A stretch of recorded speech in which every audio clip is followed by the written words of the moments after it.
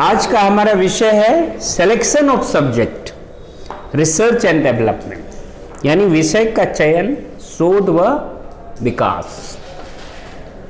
हमने अपनी पिछली टॉपिक एलिमेंट्स ऑफ राइटिंग में थोड़ी सी इसकी जिक्र की थी। आज इसकी बृहद और व्यापक चर्चा करेंगे। सब्जेक्ट्स,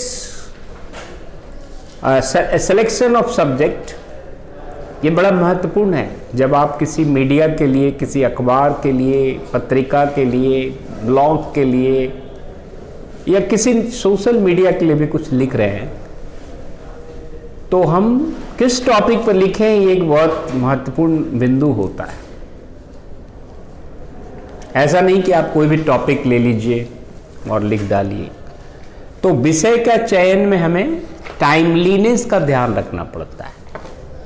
ठीक है, जैसे अभी 15 मार्च, तो अब जैसे गर्मी बढ़ रही है, लोग आने वाले समय में परेशान होंगे, ऐसा हम अनुमान लगाते हैं। बहुत ज़्यादा मटके बिकेंगे, बहुत ज़्यादा खीरा, ककड़ी, तरबूज, है ना। लोगों की रिक्वायरमेंट होगी, कोल्ड ड्रिंक्स, घर घर में लिम्का के बड़े बॉटल्स, चाहो या ना चाहो, जूस, ठंडा में थोड़ा लोग कम ये सब लेते हैं, गर्मी में ये सब लेते हैं। कुछ लोग चाय भी गर्मी में पसंद करते हैं। तो जो भी लोगों की आवश्यकता होती है उसके अनुसार हम एक उदाहरण दे रहे हैं आपको। होली के पहले, तब होली का बड़ा टॉपिक होता है कि हम होली पर लिखें। सभी अखबार को, सभी पत्रिका को होली पर चाहिए। कोई सोशल एंगल से लिखता है, कोई इकोनॉमिक एंगल से लिखता है, कोई पॉलिटिकल एंगल से भी लिख सकता है, कोई कल्चरल एंगल से लिखता है, कोई हिस्टोरिकल एंगल से लिखता है। किसी भी एंगल से लिखोगे, सबकी ज़रूरत है अखबार को। अगर उसकी पूरी मैगजीन छपती है तो उसको हर तरह के आर्टिकल चाहिए। ठीक है, तो समसामयिकता का विशेष महत्व है पत्रकारिता। ऐसा नहीं कि आप कभी भी महात्मा गांधी पर लिख दो, कभी भी जवाहरलाल नेहरू पर लिख दो, कभी भी सुभाष चंद्र बोस पर लिख दो, ऐसा नहीं कर सकते। उसकी भी अपनी एक समसामयिकता होती है। पर्सनालिटीज पर जब हम लिखते हैं तो उनकी जन्मदिन या पुण्यतिथि पर उनको याद करते हैं। बड़े बड़े प्रधानमंत्री और राष्ट्रपति भी पुष्पांजलि देते हैं।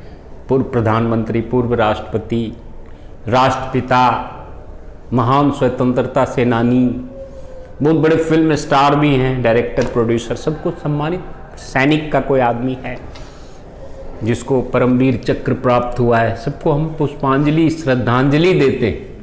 तो अखबार वाले भी उस समय उन पर कुछ निबंध, बड़े बड़े वैज्ञानिक पर भी लिखा जाता है कि उनकी ये कंट्रीब्यूशन थी। अल्बर्ट आइंस्टीन, मार्कोनी, सबके ऊपर कुछ, तो उसका समय होता है। ऐसा नहीं कि कभी भी आपको मन किया लिख दी, आपको कहीं से मिल गया आपने बना लिया, नहीं। सिमिलरली फेस्टिवल्स, जितने भी फेस्टिवल्स हैं, अब नेक्स्ट फेस्टिवल कौन सा है, जो भी नेक्स्ट फेस्टिवल है आपका, अभी नेक्स्ट फेस्टिवल तो आपकी गर्मी की छुट्टी, आप लोग फेस्टिवल मनाते हो, परीक्षा दोगे। तो मैंने गर्मी का उदाहरण दिया। गर्मी की छुट्टी में भीषण गर्मी होती है, तभी तो छुट्टी होती। तो उस समय हमारी क्या आवश्यकता होती है लोगों की, चाहे स्कूल गोइंग चिल्ड्रन हो, चाहे यूनिवर्सिटी का हो, चाहे कोई वर्किंग एम्प्लॉई हो, सबको उससे जूझना पड़ता है। और हमारे इस हिसार शहर में तो भीषण गर्मी, एक्सट्रीमिस्ट कहते हैं, भीषण ठंडक और भीषण गर्मी। ठंडक तो हम शिमला के लगभग पहुंच जाते हैं और गर्मी राजस्थान के लगभग पहुंच जाते। तो यहाँ के अखबार के लिए ये बड़ा एक सामयिक विषय। ठीक है, तो it is regarding festival, it is regarding great personalities, it is regarding festivals, occasions, events. मान लो वर्ल्ड कप होने जा रहा है, क्रिकेट का है तो उस पर लिखोगे भारत के जीत की संभावना। जीते हारे जो, तो आप भविष्यवाणी करता तो नहीं हो, लेकिन फिर भी आप strength and weakness of the team analyse करके आर्टिकल लिखते हो। या जो स्पोर्ट्स से, क्रिकेट से जुड़े हैं वो लिखते हैं, तो और उसका महत्व दिया जाता है। तो हम विषय का चयन विशेष तरीके से करते हैं, ये एक महत्वपूर्ण मुद्दा है। तो टॉपिक टाइमलीनेस होना चाहिए, फिर इनोवेशन भी होना चाहिए। दूसरा पॉइंट, कुछ नवाचार, नूतनता, नवीनता, नयापन। हम वही घिसा पीटा टॉपिक बार बार ले रहे हैं कि होली के रंग में भंग। उसको कुछ ऐसे एंगल से लिख दो जो कभी किसी ने लिखा नहीं। होली की अर्थशास्त्र, दिवाली में बड़ों का दिवाला और छोटों की दिवाली, ऐसे ऐसे कभी कोई शीर्षक लेके आता है तो लगता है बच्चे का बस्ते का वजन बच्चे से ज्यादा, स्कूल गोइंग चिल्ड्रन की है ना समस्या। तो हमें टॉपिक भी कोई इनोवेटिव लेना चाहिए, जो बार बार हर साल छप रहा है, हमेशा छप रहा है, उससे हटकर कोई टॉपिक आप लें। ठीक है। युवाओं का मोबाइल के प्रति बढ़ता रुझान, ठीक है, वो ऑनलाइन का जो नशा चढ़ा कोरोना में, वो अब सब ऑनलाइन की मेंटालिटी बन गई। सारे स्कॉलर्स भी सोचते कि ऑनलाइन ही टीचर हमको सब समझा दे पढ़ा दे, वो दूर ही चंडीगढ़ बैठे रहे, दिल्ली बैठे रहे। एक मेंटालिटी डेवलप हो गई है और वो एक वैकल्पिक व्यवस्था है, उसका कोई वो समाधान थोड़ा, बस वन टू वन टॉक करता है आदमी तो उसका एक अलग रिजल्ट आता है, अलग उसमें एक डेप्थ आता है। ऐसे ऐसी जो सामाजिक समस्या। तीसरी तो नवीनता पर हमें विशेष ध्यान देना चाहिए। ठीक है। उसके बाद होता है पब्लिक इंटरेस्ट। आपको पब्लिक की नब्ज को पढ़ना पड़ेगा, पब्लिक को क्या चाहिए। आप क्लास में जो निबंध लिखते हो अलग चीज है, आप यहां प्रिंसिपल्स ऑफ एडिटिंग पढ़ते, पब्लिक को इससे कोई लेना देना नहीं। ठीक है, आप तो पढ़ते, आपका सिलेबस का विषय ये है, लेकिन जो आम पब्लिक है उसकी आवश्यकता अलग होती।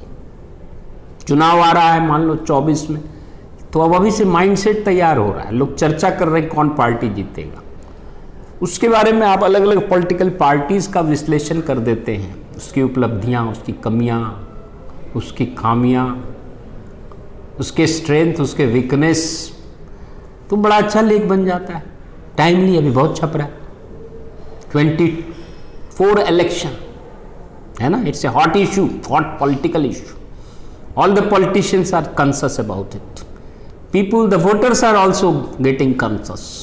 So this is a socially relevant topic, politically useful topic, right? तो हमें ये देखना होता है कि पब्लिक इंटरेस्ट क्या है। आपका कैरियर आपके लिए हमेशा पब्लिक इंटरेस्ट, युवाओं के लिए रोजगार के अवसर हमेशा पब्लिक इंटरेस्ट। बार बार आता है स्वरोजगार, आप रोजगार मांगो नहीं, रोजगार दो, ये प्रेरणा दी जाती। आप अपना चलाओगे तो 4 आदमी को एम्प्लाई रखो, और ऐसे आप दर दर की ठोकर भी खाटते हो, कई बार ह्यूमिलिएट भी होना पड़ता है। लेकिन रोजगार के अवसर या बेरोजगारी की समस्या, ये युवाओं के लिए हमेशा ज्वलंत मुद्दा है, क्योंकि जब तक वो समस्या समाधान उसका नहीं हो जाता तब तक वो विषय महत्वपूर्ण रहता है। गरीबी उन्मूलन, बहुत लोग गरीबी से जूझ रहे हैं। गरीबी एक मौलिक समस्या के रूप में हमारे सामने है, जो कई समस्याओं को जन्म देती। बहुत से अपराध गरीबी के कारण हो। चोरी कर रहा है कोई, क्यों कर रहा है, उसको नहीं पता है क्या कि जेल जा सकते हैं, फिर भी करता है। अब गरीबी से जुड़ा है, बेरोजगारी से जुड़ा है। अभी कोरोना काल में भी बेरोजगारी बढ़ गई तो बहुत ज़्यादा लूटपाट भी बढ़ गया था, बाद में हुआ था ना, क्यों होता है। Chain snatching and different kinds of crime by young people. Women भी क्राइम में बहुत तेजी से बढ़ रही है, ये भी बड़ा मुद्दा है।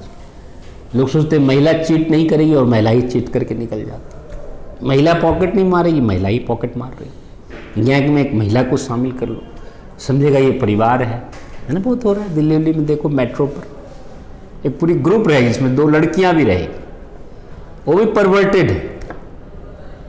ठीक है, वो आराम से पॉकेट मार लेगा, अगला सोच भी नहीं सकता कि एक पॉकेट मार थोड़ा अच्छे अच्छे ड्रेस में। मैं एक उदाहरण दे रहा हूँ, कोई मैंने वो, तो ये सारे सोशली रेलेवेंट टॉपिक हो जाते हैं।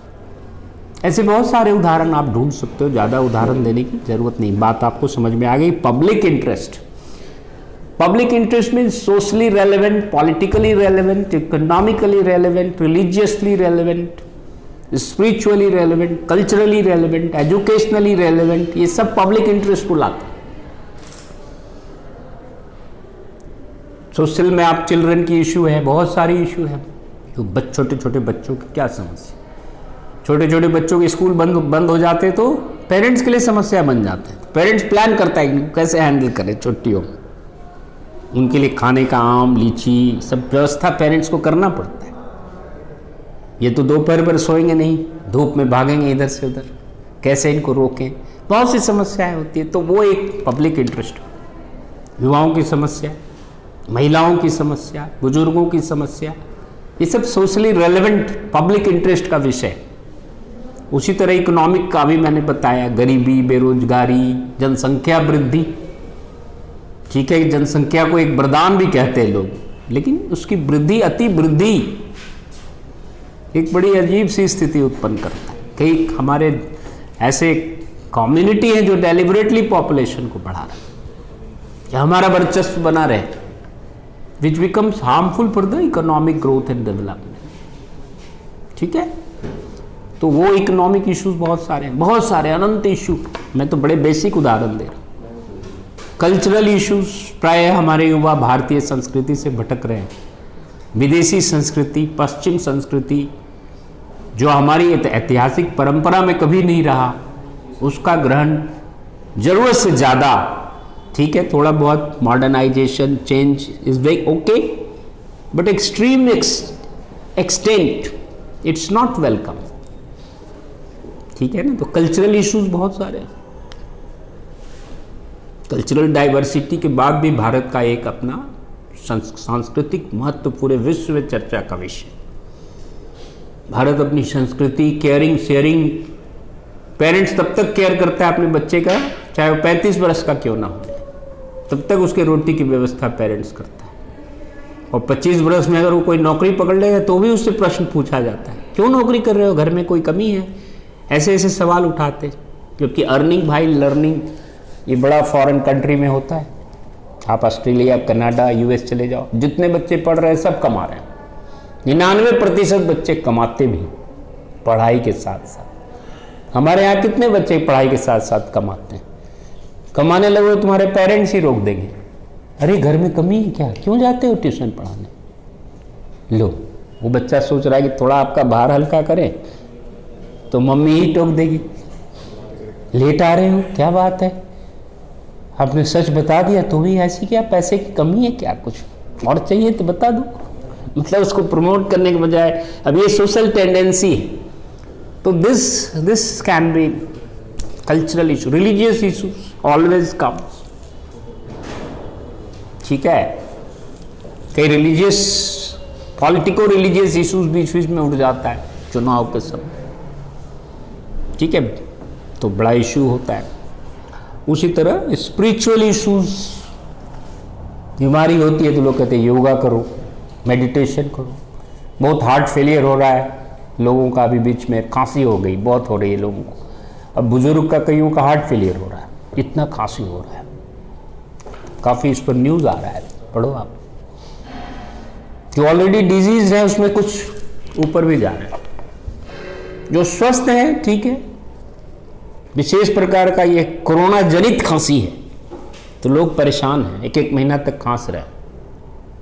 किसी को ज़्यादा हो गया तो संभल नहीं पाते, पहले से गड़बड़ है, पहले से खटारा है तो गाड़ी खत्म ही हो गई, ऐसा भी होता है। तो इस तरह से बहुत सारे हमारे इश्यूज होते हैं। तो हम कहते हैं meditation is very important, yoga is very important, physical exercise is becomes very important. खासकर जो वीक है, जो डिजीज्ड है, उनके लिए बहुत ज़रूरी है, स्वस्थ के लिए भी ज़रूरी है कि और भी स्वस्थ रहे। तो हम ऐसे मुद्दे बड़े महत्वपूर्ण हो जाते हैं। उसके बाद मीडिया से रिलेटेड मुद्दे भी कई बार मीडिया में छपते हैं।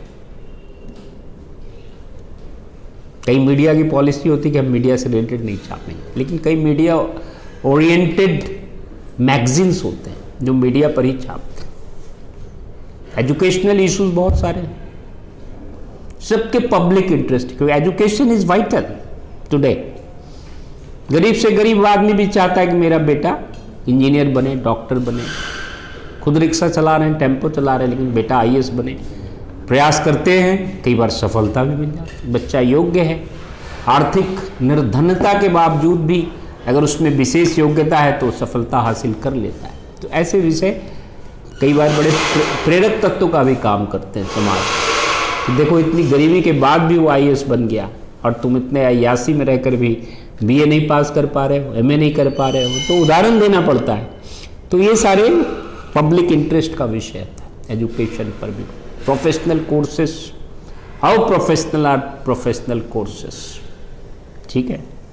अगर मास कम्युनिकेशन को भी सोशियोलॉजी की तरह ही पढ़ाया जा रहा है या जाता है या जाएगा, तो वो प्रोफेशनलिज्म तो खत्म हो जाता है उसका। सो प्रोफेशनल, प्रैक्टिकल ओरिएंटेड और engineering, they are all applied subjects.